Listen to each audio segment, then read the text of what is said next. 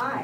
Interesting, isn't it? Oh, golly. Everybody stand up and hug each other for a second. Hug each other. We're going to sit there and all this stuff. Let's get a little connection. Yeah, a little intimacy. My enlarged. Hi, Grace, Richard. Dave, we hug every day. Yes. Every Friday. Yes, every Friday.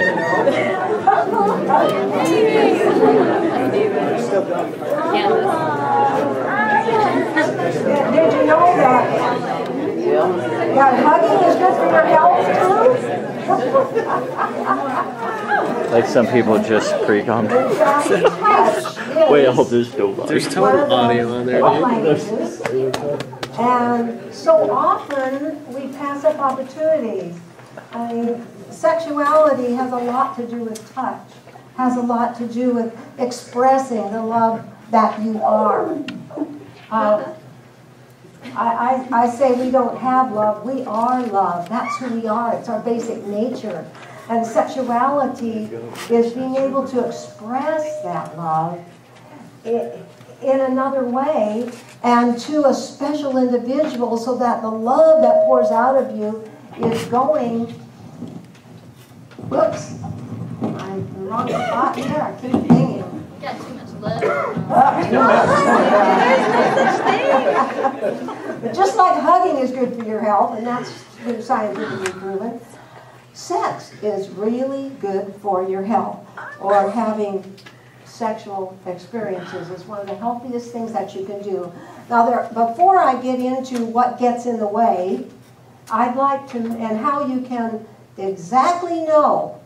You can go back to the time, the place, the block was there, who was involved, what was involved.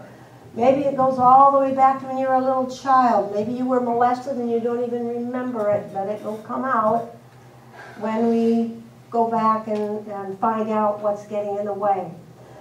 But before we do that, I would like to just go over some of the health benefits of sex.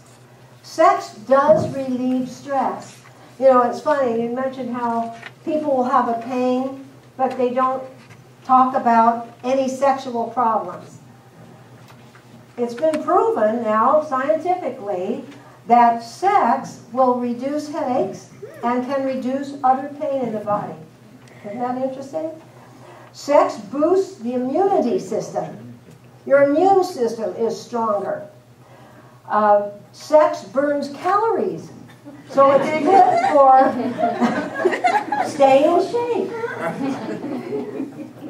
In fact, you burn at least 85 calories in the average.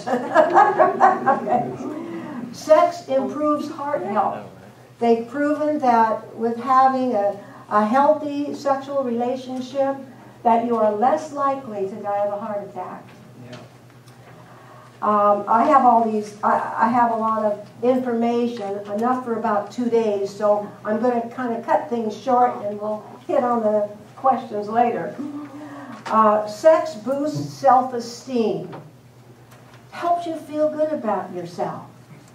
That you can provide pleasure for someone else.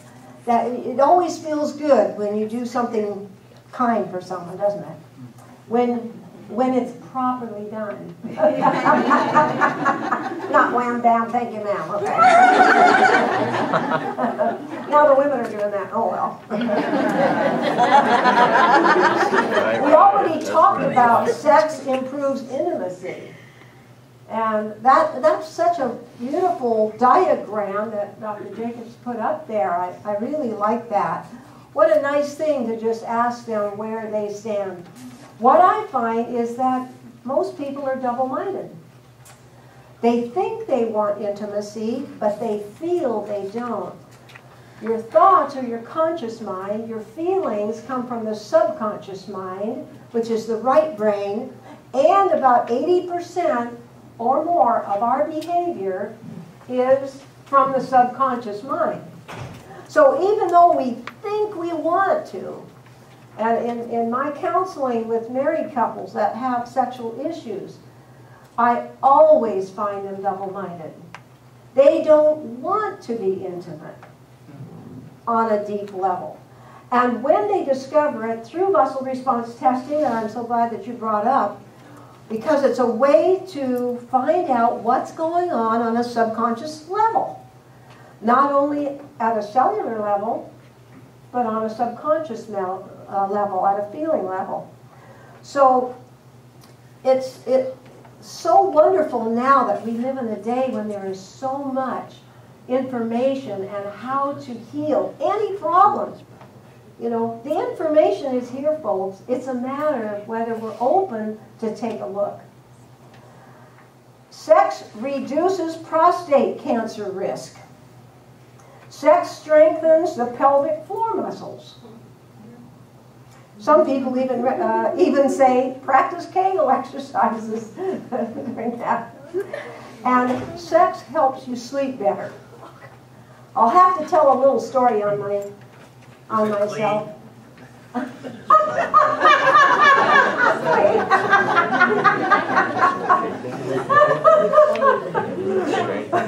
When I was 30, I married a medical doctor.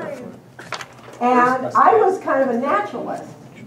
And so I didn't believe in using all these drugs. And I found out after we were married, I probably wouldn't even marry him if I found out he took a drug to go to sleep, and then he had to have another drug to wake up. And then he was in surgery about 4 days. He was a urologist, too, in surgery about 4 days a week. And I thought, I've got to come up with a way. Lord, help me figure out a way to get him off these drugs. This was when I was first getting into actually in a professional way in health. And so, what's that? Are you, you waving back there? And so, anyway, I thought, I came up with this idea. Because I noticed when we were first married, you know how it is, you know, every night or twice a night and so forth. So, so I noticed that after having intercourse, that he would go to sleep so quick, and so would I. But, you know, as the months go on, you know, it's not every night or twice a night, you know, it goes to twice a week, you know, or something like that. Well, what I discovered was that having intercourse, if we had intercourse, he never had to take a sleeping pill. So then he didn't have to take a drug in the morning to wake up. So then, I got him off of all of his drugs. Yeah, and had all of good sex.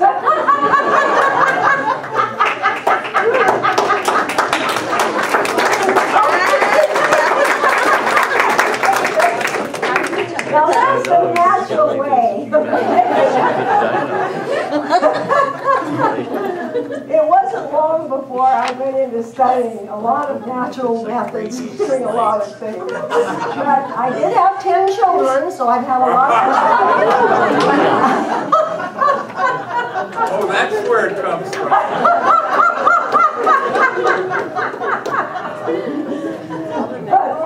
no. You know, it's funny. We can get so embarrassed and so serious about sexuality, when actually if we just lighten up about it, it would be so much easier and people could talk about it more. Now there's so many TV shows and tell-all that, you know, we live in a day that it won't be so difficult for them to come in and say, I do have a problem here or there. And, you know, I've been surprised how many of people that actually have come in to me with a problem and was open to do something about it. Now, some of the things that I've discovered that gets in the way. Oh my gosh, my time's up. 1 minute. Oh, okay.